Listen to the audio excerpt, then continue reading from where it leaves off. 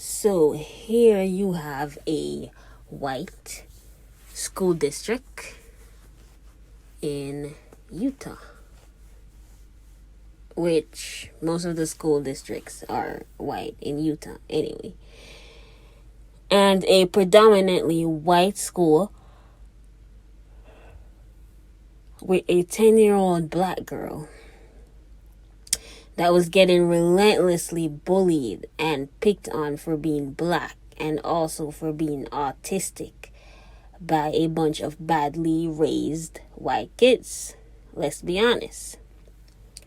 See, children need to be taught about mental disabilities.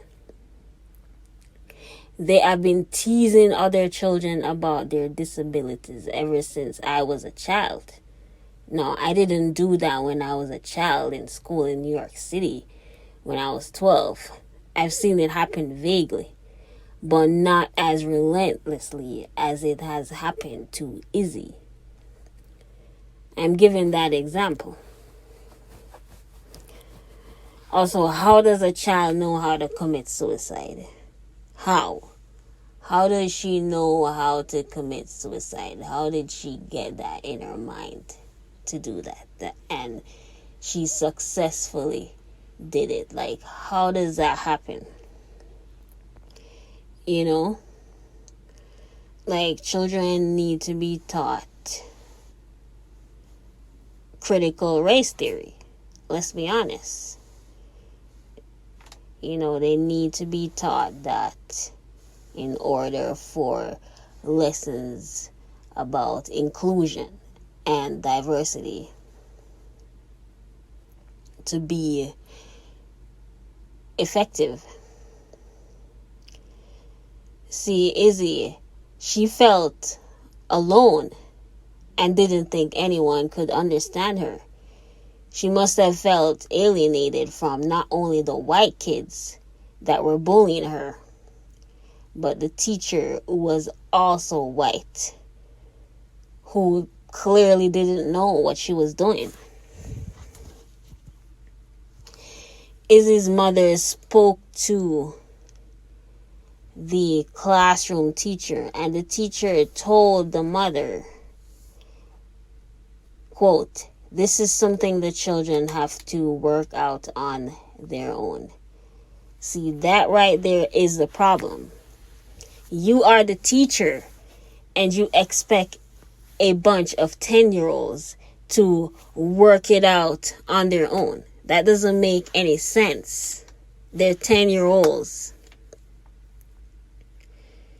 Keep in mind that the white kids were calling her Izzy,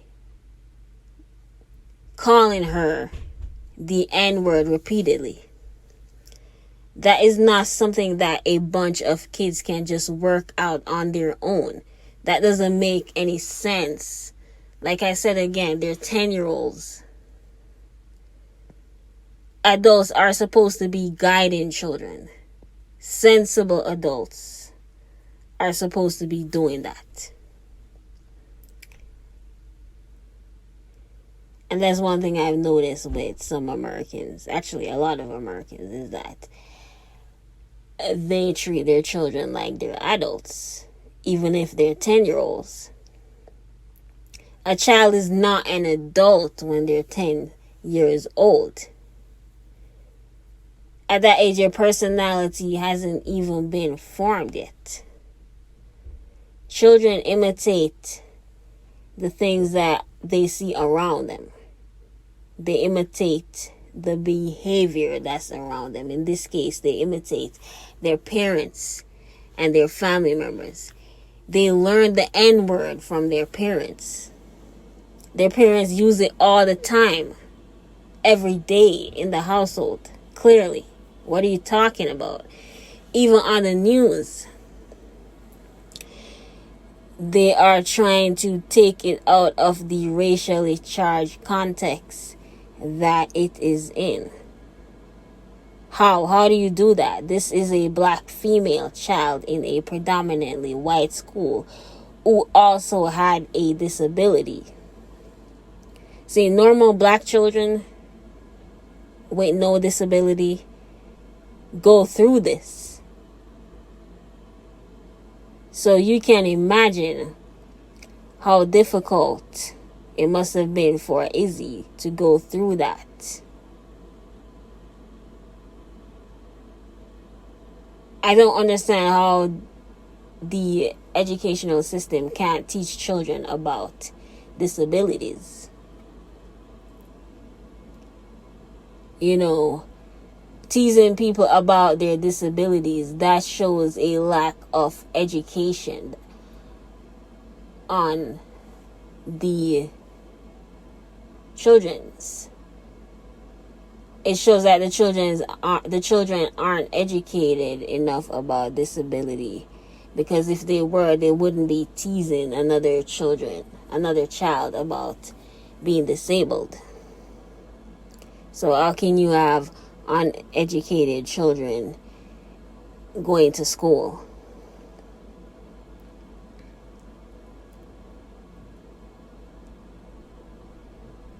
This is a black female child in a predominantly white school who had a disability. Okay, actually, I think I said that already. Why is it so hard to teach children about disabilities? Seriously. And it was like she was alone. No child should ever feel alone. If there were other black kids in the class, there would have been a child race war going on in that classroom. It's insane. In that school, the other black kids would have gotten ensnared into because their fellow classmate who is black like them are getting bullied by white kids with the N-word. It's insane. Talking about you gotta let them work it out on their own. Whichever teacher said that should be fired. Seriously.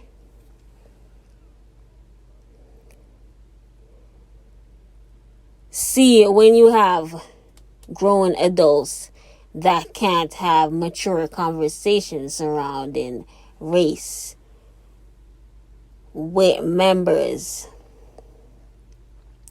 of the dominant society doing the majority of the gaslighting, the racial gaslighting, then what do you expect from children?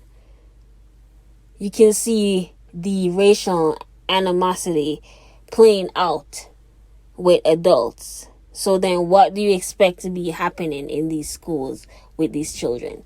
Adults don't even know how to deal with this, so how would children know how to deal with it? I mean, you have adults protesting against critical race theory as if the truth must be hidden or something. That's why you have these problems in the classrooms with children. You know, also, since they don't want to teach critical race theory, are they going to replace it with sociology and race relations, or sociology, race, ethnicity, and class? Because systematic racism impacts our society. And it's not a theory, it is logical, historical, and factual. I'm surprised that critical race theory gets so much opposition, even though it's called a theory. It should have been called critical race truths or facts. There's nothing wrong with speaking against systematic racism. And I believe that if they teach that in schools, then there would be less racially charged incidents and less bullying of black children and the likes. There'd be less racial ignorance. But if you have this kind of racial ignorance among grown adults from the dominant society, then what do you expect from children? I mean, look at that especially racist viral video of that racist high schooler, and the death of Izzy. Critical race theory should be taught in school, if not every high school in America. And if they can't teach critical race theory, they should be prepared to offer a replacement. And like I said, sociology and race relations, or sociology, race, ethnicity in class. I think those would be perfect replacements for critical race theory. But you need something like that in the schools. It's getting out of hand. Anybody that is against critical race theory without bringing forward any alternative course or curriculum, just show them that racist viral video of that high schooler that was targeting that 14-year-old black student. Don't even argue with people about CRT. Just show them that racist high schooler video.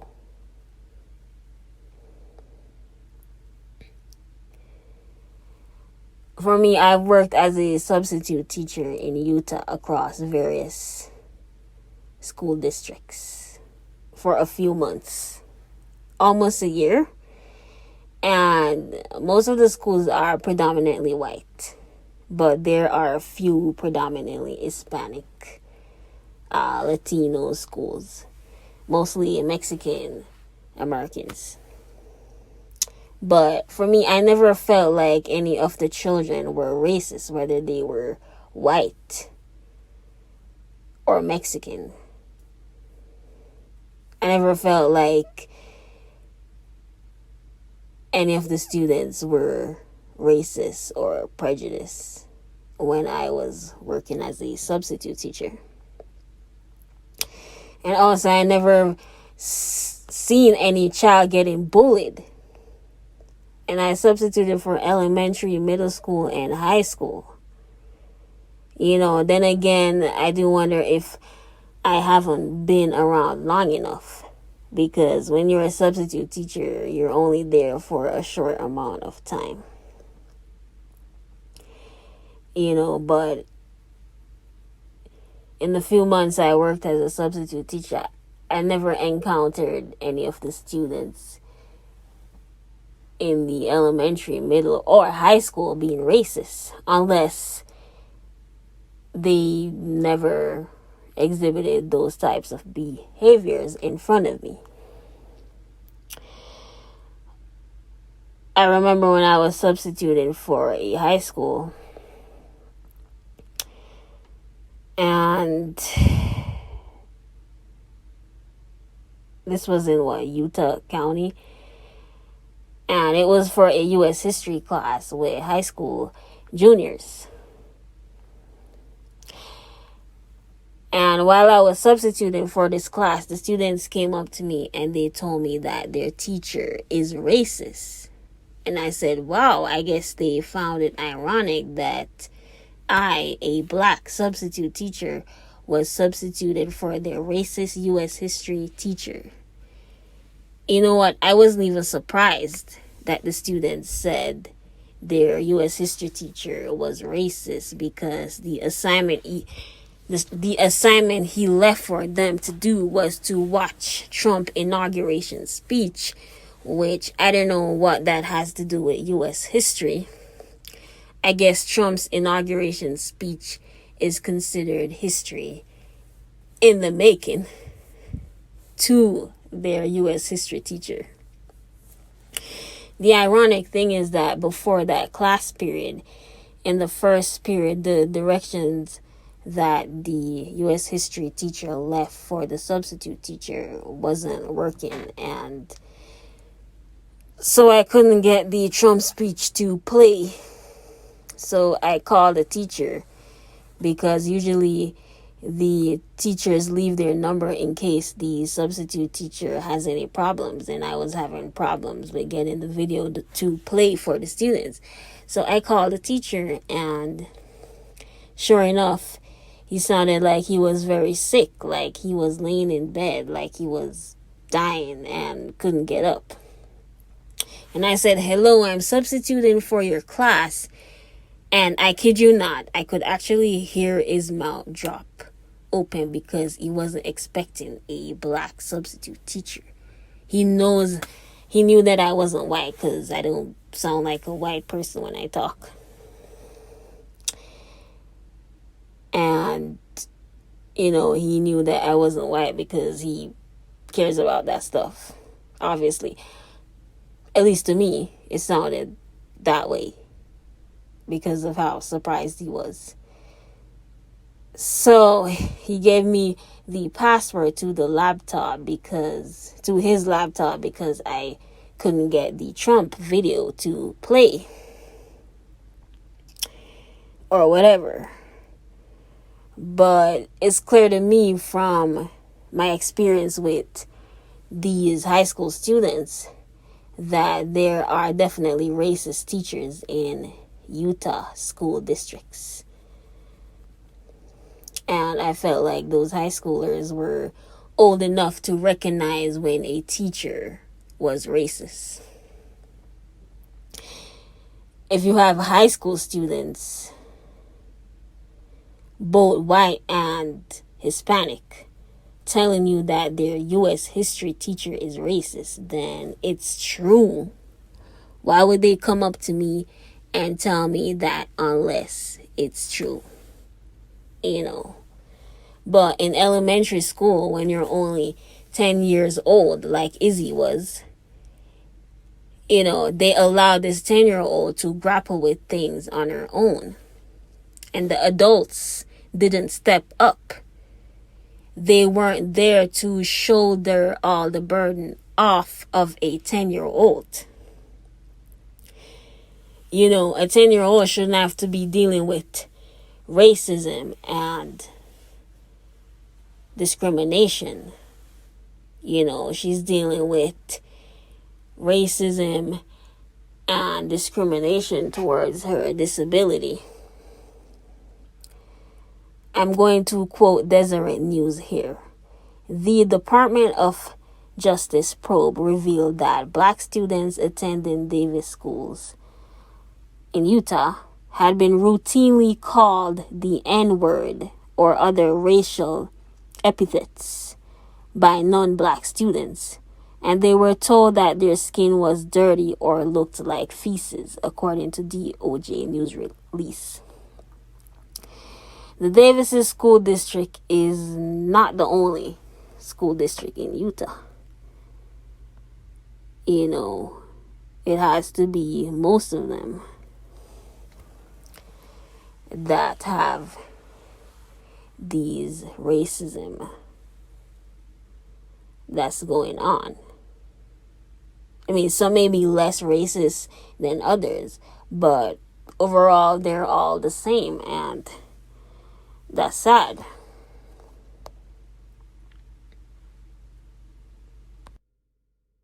The mother also said that she used to go to school in Utah too when she got called the N-word. So her mother, she looked like she already knew that would have happened to her child. It's just that for her child it was a lot more extreme, especially seeing that her child also had a disability. But homeschooling your child is definitely a life or death situation, because a circumstance like this is the perfect circumstance in order to take your child out of school and homeschool your child before it's too late.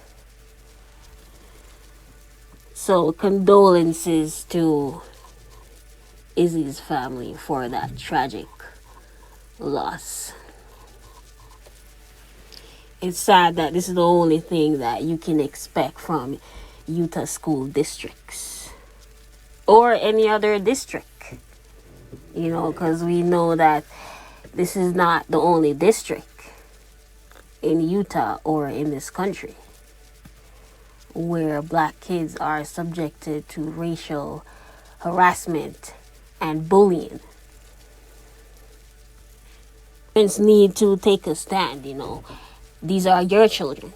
These are not the children of the school administration or the teachers. These are your children.